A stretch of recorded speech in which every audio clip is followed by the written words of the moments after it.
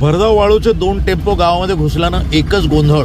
मंठा तालुक्यातील तळणी सर्कलमधील पूर्णा नदीकाठच्या गावातनं वाळूनं भरलेले 2 टेम्पो अचानक कारवाईच्या भीतीनं चक्क तळणी गावामध्ये शिरल्यानं रात्री 7 वाजता मारुती मंदिर परिसरात सर्कस शो कार्यक्रमानिमित्त जमलेले 50हून बालकांसह महिला पुरुष थोडक्यात बालंबाल बचावल्यानं ग्रामस्थ मात्र संतप्त झालेले दिसून आले।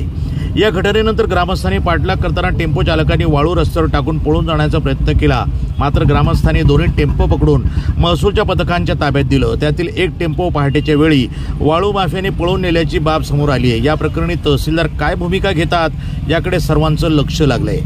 या घटनेनंतर संतप्त संतोष सरकटे, बद्री हनवते, किशोर देशमुख यांच्यासह अनेकांनी पाठलाग करून एका टेम्पोला शिरपूर शिवारामध्ये पकडलं, तर दुसरा टेम्पो तळणी येथील खडी मशीनवर शिवाजी कुबफळे, रामा वायकर यांच्यासह काही तरुणांनी पकडला।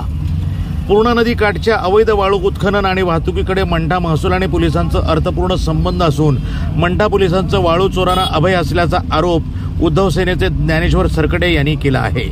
प्रतिनिधी अमोल राऊत, NTV न्यूज मराठी, मंठा, जालना।